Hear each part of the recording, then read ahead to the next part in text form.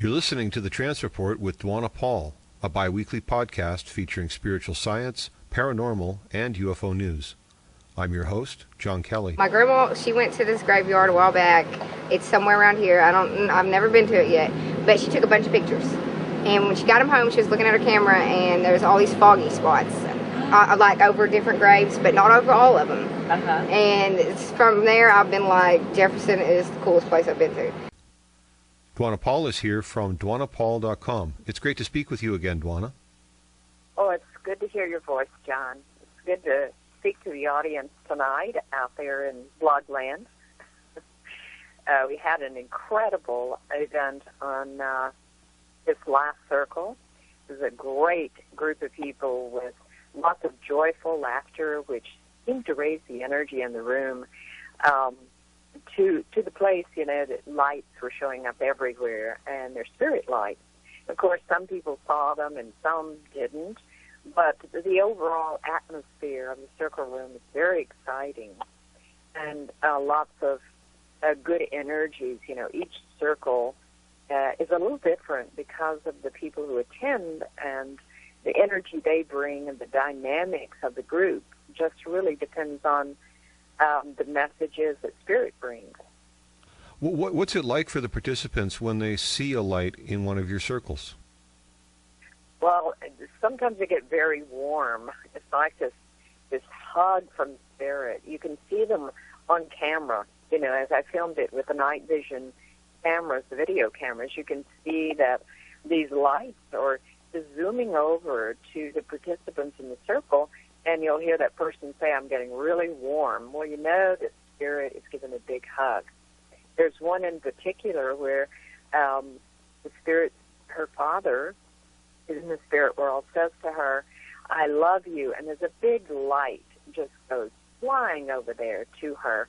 You can see it. She could feel really warm. So there's a lot of compassion in the circle as well. One of the funny things was that I saw a kangaroo in the circle.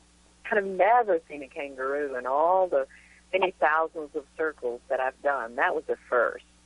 And I was stumped for a bit, and I asked if anyone knew about a kangaroo. And no one answered for a little while, and I said, "Okay, I don't know, but the kangaroo is here, and I see it."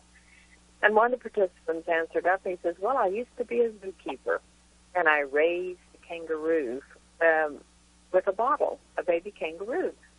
And so everybody really laughed. At least he could acknowledge that. So that was a really was good evidence that animal world does come to the circle. They are grateful. Now, there's a relationship between the appearance of the lights and the messages that are being told at that time. Is that right? Yes, there is. There's lots of relationships. When I look at the videos, I can see that these lights are whizzing by, moving by when I start to give a message, or when something is particularly really compassionate and hits the person with such wonderful feelings. They feel warm. You see that light just zoom across over to them. Also, the people are seeing them in the room as they happen. Oftentimes, they will also feel cool breezes, which we know that also is the beginning of materialization of spirit. And often the participants report that they see sort of a blue haze or a purple-like haze, which I call ectoplasm. And that's the building blocks for a full materialization of spirit. Of course, for me as a medium, a trance medium, a full-bodied materialization of spirit would be the icing on the cake. Absolutely. Now you've been leading some classes recently. How are your students working out with the class materials? They're extremely tuned into spirit, very evolved. They're doing very well.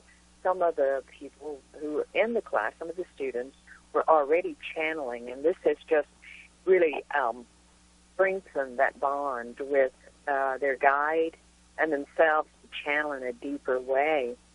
Also, some of the students have given messages in our classes, and they're just right on. In fact, a couple of the students delivered me messages which I rarely ever get messages, and they were just right on.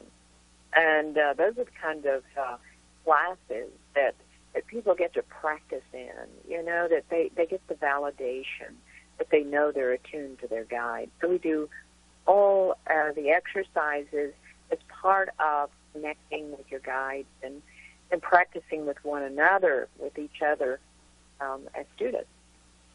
Dwanna Paul from DwannaPaul.com.